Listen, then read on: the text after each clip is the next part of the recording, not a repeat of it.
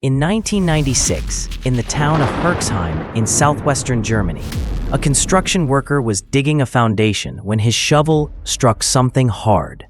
It was a human bone, but not just one. When archaeological teams were called in, they quickly realized this wasn't an ordinary burial site. It was a massive collection of human remains spread across several oval-shaped pits, encircling what had once been a Neolithic village. At first, the leading theory was that this was a communal prehistoric cemetery. But the deeper they dug, the more every conventional assumption began to fall apart. What they uncovered were the remains of over 1,000 individuals in shattered, incomplete states. Many skulls had been split clean down the middle. Some had their faces chopped off, and others were reduced to just neatly sliced off skull caps. There were cut marks, chop wounds, and fractures consistent with heavy blows delivered while the bones were still fresh. Clearly, none of these people had been buried in any traditional sense. They had been killed, butchered, and discarded like waste. Even more disturbing, traces of cooking were found. Some bones were scorched, with evidence of entire human heads having been roasted.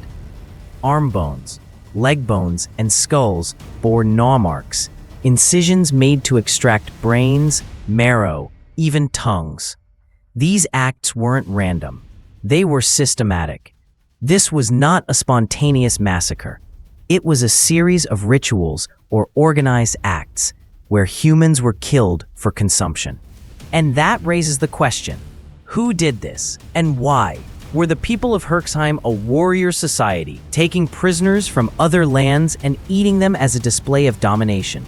Or was this place a bizarre religious center, where the living brought victims from distant regions to sacrifice and then consume in ceremonial acts?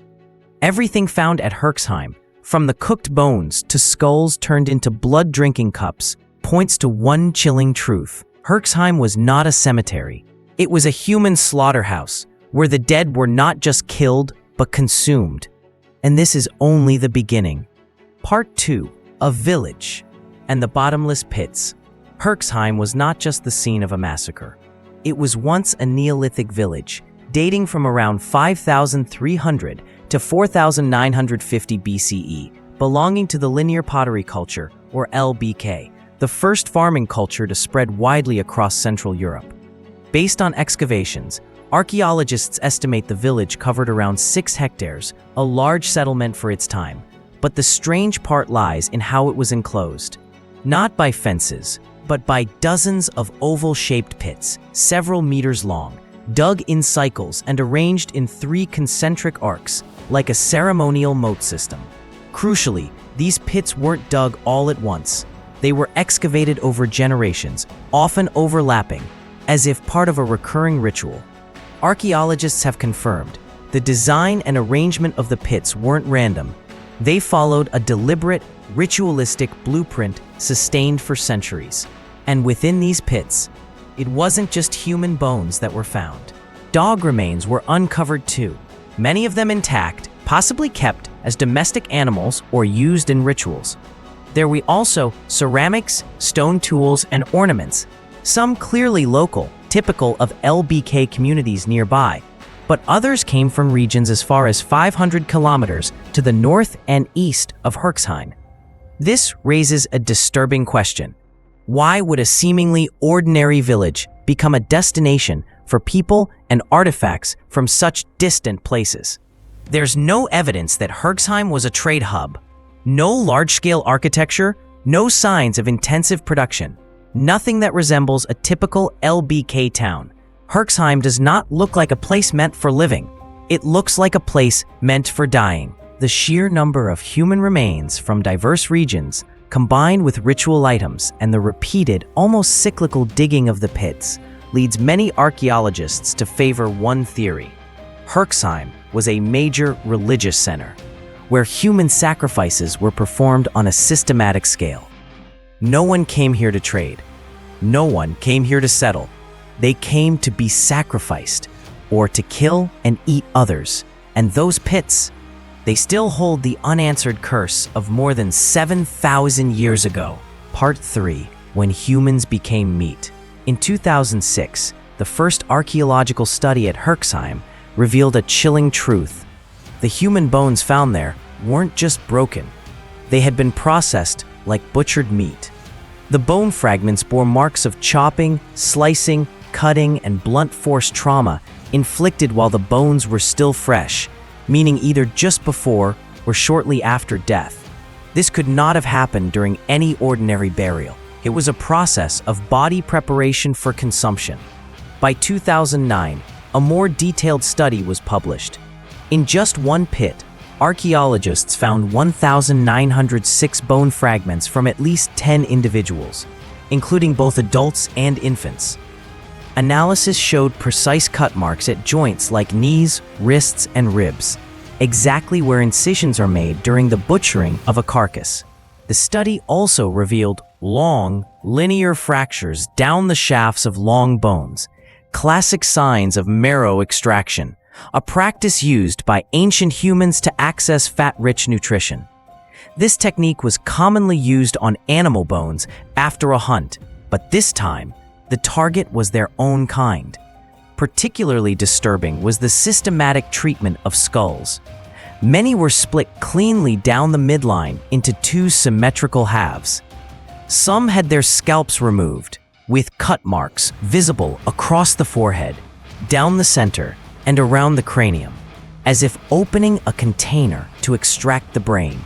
One of the most horrifying discoveries was evidence suggesting that human tongues had also been removed, likely for raw consumption or cooking. In several pits, archaeologists found bones that were charred and contracted, clear signs of entire bodies being roasted over open fire.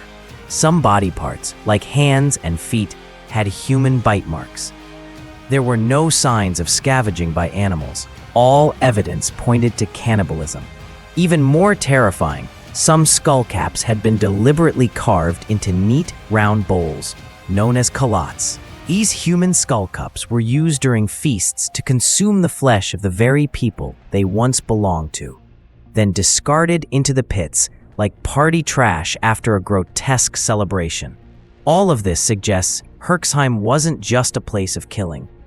It was a place where human flesh was processed, from slaughter to butchery to cooking to eating, like an abattoir.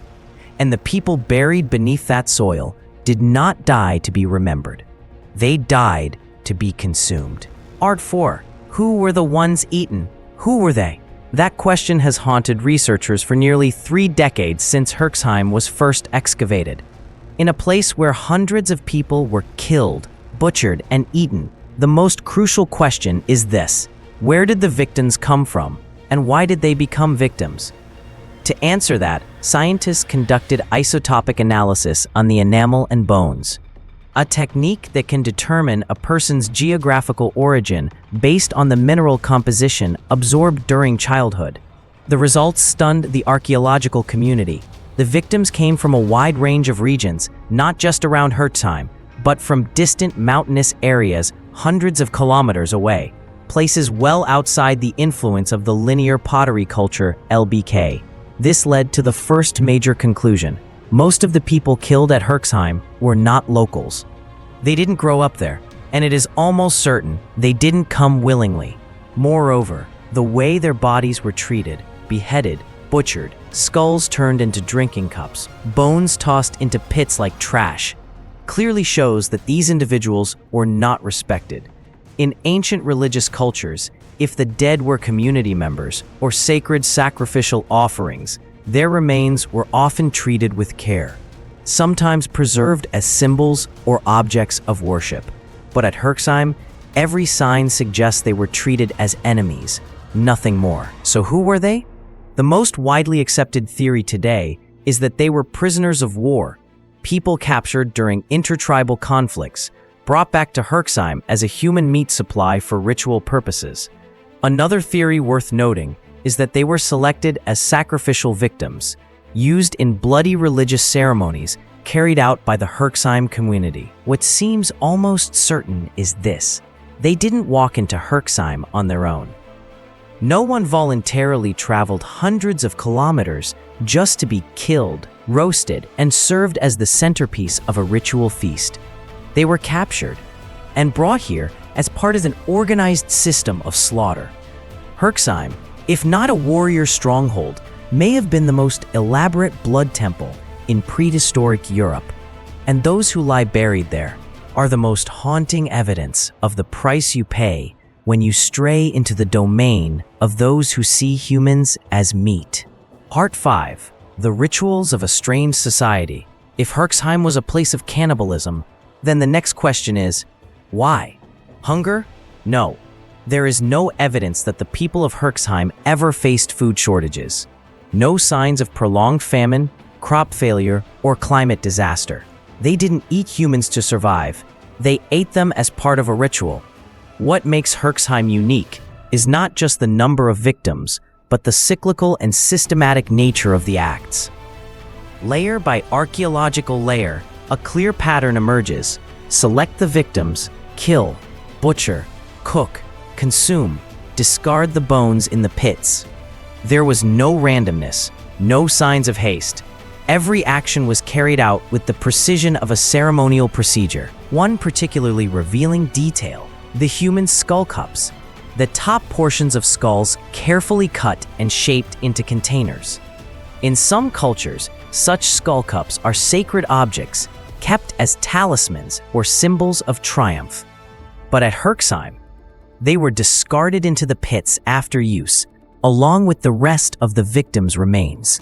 There was no reverence, only total consumption, followed by disposal. This unveils a chilling truth. The victims were not sacred offerings, but the utterly dominated. Every part of their bodies, bone, brain, skin, even the skull, was used, processed, and thrown away like waste. Humans were turned into ritual commodities and then erased in silence. Herxheim, therefore, wasn't just a center of cannibalism. It was a place where a social ideology was sustained through the flesh and blood of others. Here, killing and consuming humans was not an outbreak of savagery. It was a structured ritual to assert power, order, and belief. Whoever controlled the ritual controlled the community. By staging these public acts of human slaughter, the rulers of Herxheim may have used fear to maintain their grip on society. We eat the weak, and no one dares defy us. That was the unspoken message, written in broken bones and shattered skulls. No altar, no gods at Herxheim. Power was measured by who could turn another human being into a meal. Part 6. Burial ground or human slaughterhouse. From the moment the first skeletons were unearthed at Herxheim, the archaeological community split into two opposing camps. Was this a ceremonial burial site or an organized center of cannibalism? Researchers who support the ritual burial theory argue that the bodies were processed after death, possibly as part of a secondary burial ritual, meaning the corpses were left to decompose naturally elsewhere, and only later were the bones gathered and brought to Herxheim for ceremonial purposes. According to them, the fractured, scattered, and disarticulated bones were the result of natural decomposition or animal scavenging. It sounds plausible, until scientific evidence overturned that theory. First, many bones display clear signs of chopping, smashing, and cutting while still fresh, meaning the bodies had not yet decomposed. This is evident in the distinct fracture patterns found in vertebrae and long bones, where impact forces produce breaks that can only occur when soft tissue and bone marrow are still intact. Second, in many cases, body parts were still partially connected by soft tissue when thrown into the pits, indicating that the time between death and burial did not exceed a few days.